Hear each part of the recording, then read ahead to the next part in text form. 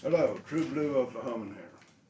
Recently, there was some kind of poll put out, I guess, by a group called the Center for Effective Lawmaking, Center for Effective Lawmakers, excuse me, run by a couple of university professors, and it ranked 3 Oklahoma congressmen as, quote, highly effective lawmakers. We'll look at that in a minute. Remember, this was the 118th Congress, not the current one we have. This one ran from January 3rd of 2023 to January 3rd of this year. So this stuff is 2 years old here. Langford was ranked number 7, Mullen 37, Cole, I don't see where his ranking was actually. The other Oklahoma reps here, Frank Lucas was rated 35th. Kevin Hearn was 106th, of course. Stephanie Bice was 159th.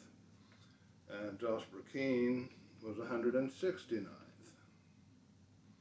Now, of course, it's no surprise that these 3 guys had the most bills proposed and supported and looked at, because they've been in Congress the longest. You know, that has an awful lot to do with what you get there. But for instance, Langford, he sponsored 56 bills, only got 2 of them passed.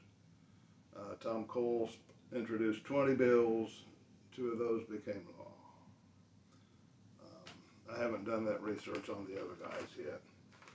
But anyway, the point is, these effective people are, it's determined by combining 15 different metrics, including the number of bills sponsored, how far they got in the process, the subject, and how substantial the proposal was. That's, you know, there's a lot of vague areas right there. But it doesn't say it really has anything to do with helping the people of your home state. For instance, in that 2-year period, Mark Wayne Mullen got 2 bills passed. One of them was called the Black Vulture Relief Act. It appears to be related somehow to black vulture damage, which I remember that lasted a week or 2. I'm not real sure about that. Anyway, then something called the EASE Act of 2024 had to do with Native American land disputes in Illinois.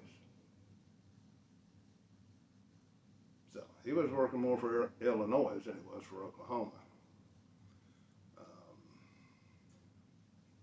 You know, those are the only 2 things he got passed. Neither one of them really had much to do with Oklahoma.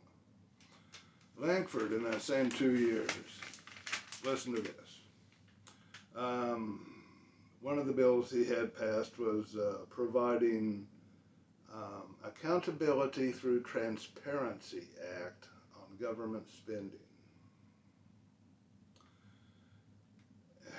The other was stopping political discrimination in disaster assistance. I'm guessing nobody read those, even though they passed.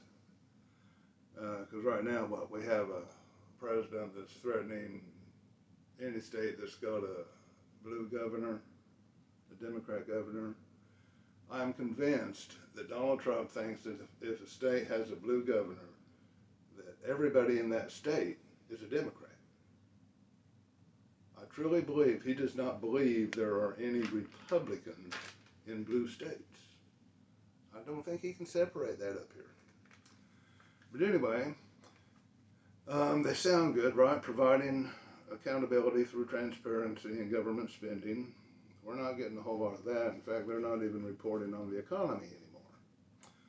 And stopping political discrimination in disaster assistance. Well, we know that's not happening. In that same 2-year time period, Representative Tom Cole got 2 bills passed, and they sound wonderful. They just sound so marvelous. One of them is called the American Relief Act of 2025, which provides financial assistance in response to the needs of the times. That's a bit vague, isn't it? It provides financial assistance in response to the needs of the times. I wonder who determines that. Anyway, the other bill that he got passed, it sounds wonderful.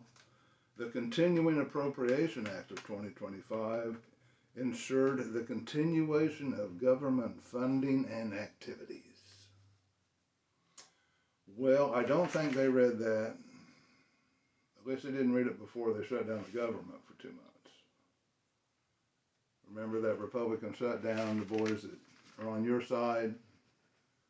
Remember? They shut down the government because they don't want the Epstein files out yet. There you go, people. Yeah, they might have been some of the busiest in Congress, but they did nothing for Oklahoma. They're doing nothing for Oklahoma now. Remember that next time you get to vote. Vote blue. Have a good day.